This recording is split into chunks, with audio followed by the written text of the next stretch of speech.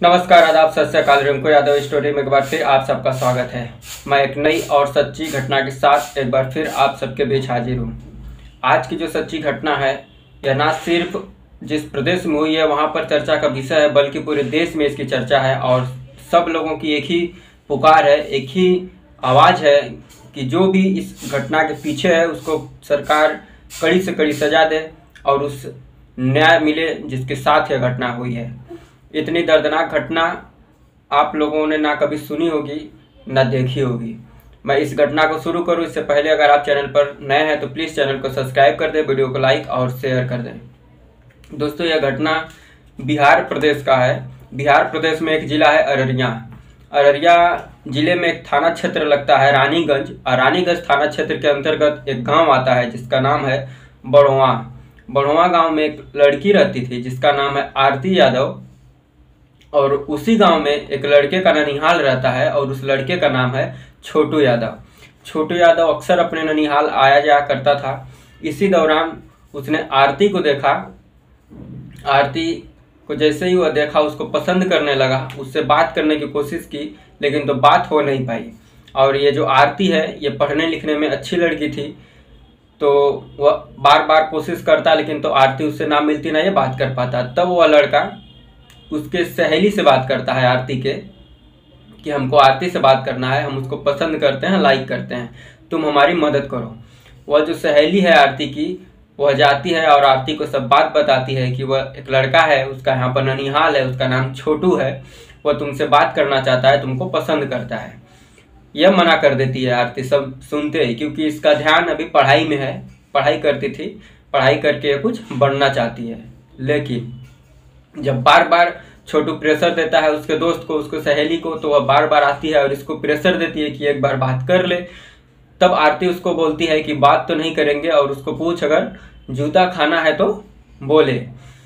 तब यह जो सहेली है उसको जाकर फिर यह बात छोटू को बताती है कि वो ऐसे ऐसे बोली है। तब वह लड़का बोलता है कि ठीक है, कम से कम जूता मारने के लिए ही सही एक बार बात तो करे। फिर आकर ये आरती से बोलती है और आरती तैयार हो जाती है इस बार बात करने के लिए। ये दोनों बात करते हैं, नंबर का एक्सचेंज होता है उस सहेली के द्वारा और दोनों बात करते हैं आपस में। छोटू की बातों में आ करके ये आरती भी उससे बात करने लगती है और थोड़े दिन जाते जाते ये भी उससे प्यार करने लगती है और दोनों एक दूसरे से प्यार करने लगते हैं और एक दूसरे से के साथ जीने और मरने की कसमें खा लेते हैं और शादी भी बोलते हैं कि हम लोग अब शादी भी करेंगे।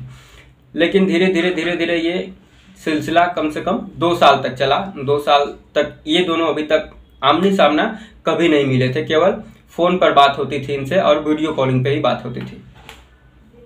एक दिन अचानक आरती के घर शाम को 6-7 बजे छोटू दिख जाता है।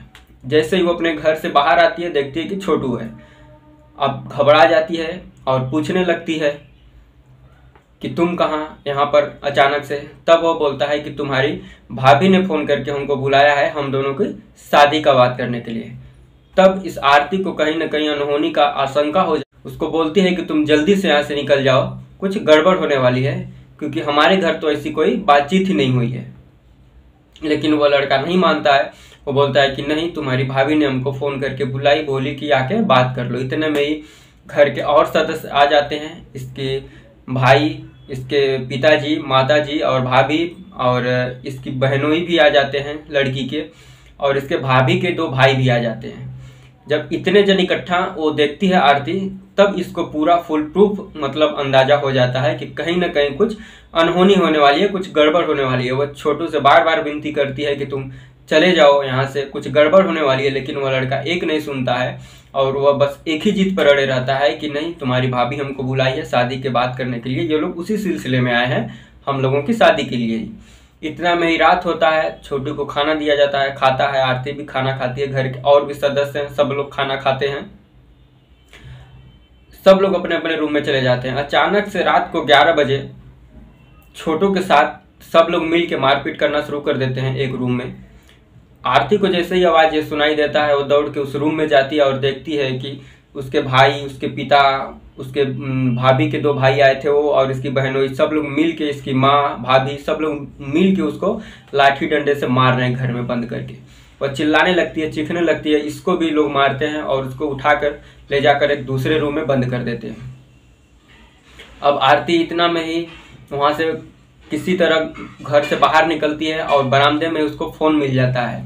वो सीधे फ़ोन करती है छोटू के पिता को और उनको बोलती है कि हमारे घर वाले छोटू को बेरहमी से मार रहे हैं, आप लोग जल्दी आइए नहीं तो इसको मार देंगे ये लोग। अब वहाँ से वो लोग आते हैं, इतना में छोटू का जो ननिहाल रहता है, आरती उनके घर दौड़ के जाती है उसके मामा के पास और उसको बोलती है कि छोटू को हमारे घर वाले मार रहे हैं, चलिए बचा लीजिए। अब उसके मामा अकेले आते हैं बचाने के लिए छोटू को, लेकिन इन लोगों ने उसको रूम में बंद करके मार रहा था और इसके मामा को भी वो लोग मार के गाली गलौज करके भगा देते हैं। इतना में ही लड़की चिल्लाने लगती है, चीखने लगती है, इसको भी वो लोग फिर मारते हैं। मारने के बाद कम से कम रात को 4-4:30 बजे लड़का के भाई और उसके बाप वो लोग भी पहुंचते हैं इस आरती के घर पे। देखते हैं कि रूम बंद है और अंदर उसके लड़के को मार रहे हैं वो लोग। दरवाज़ा पीटते हैं, चिल्लाते हैं, लेकिन कोई खोलने को तैयार नहीं होता है। उल्टा इन लोग से भी मारपीट शुरू हो जाती है। अब इतना में ये लोग चीखने लगते हैं, चिल्लाने लगते हैं, गांव वाले जुटते हैं। तब तक ये जो आरती का जीजा था करंट लगा देता है उस लड़के को, छोटू को, और उसकी मौके पर ही मौत हो जाती है उसी रूम में ही। और सब लोग गांव वाले भी तब तक इतने में जुटते हैं, उसका ननिहाल था तो वो लोग भी आते हैं। जब भीड़ होती है, इकट्ठा होती है भीड़, दरवाज़ा तोड़ती है, दरवाज़ा तोड़ करके छोटू को बाहर निकालते हैं तो छोटू मर चुका था और ये सब पूरे भाग गए छोड़ करके वहीं पर।